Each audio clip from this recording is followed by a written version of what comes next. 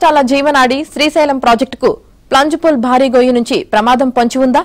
Dam భద్రతకు ఏర్పాట్లు చేసిన సిలిండర్లు దెబ్బతిన్నాయా?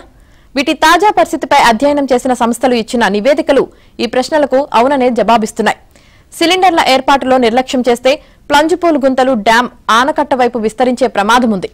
శ్రీశైలం జలాశయం ప్రమాదపు టంచుల్లో ఉందని, ప్లంజ్పూల్ వద్ద ఏర్పడిన భారీ గొయ్యి విస్తరించడం, ఆనకట్ట రక్షణకు అమర్చిన 62 సిలిండర్లు దెబ్బతినడం ప్రమాద సంకేతాలని అధ్యయన సంస్థలు తమ నివేదికల్లో స్పష్టం చేశాయి. 2009 అక్టోబర్లో 25.5 లక్షల క్యూసెక్కుల అతి భారీ వరద రావడంతో ప్రాజెక్టు దెబ్బతింది.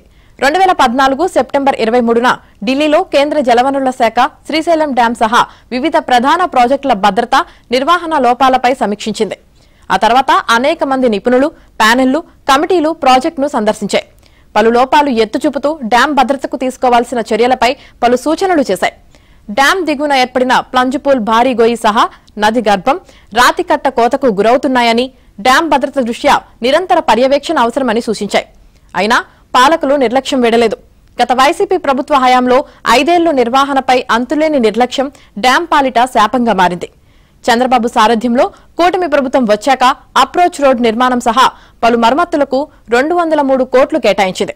అయితే కొత్త సిలిండర్ల ఏర్పాటు ఈ పనుల్లో లేదు. ప్రస్తుతం వీటి కోసం అంచనాలు సిద్ధం చేస్తున్నారు. ఎంత లేదన్నా సిలిండర్లకు 160 నుంచి 180 కోట్ల వరకు ఖర్చవుతుందని రిటైర్డ్ ఇంజనీర్లు అంటున్నారు.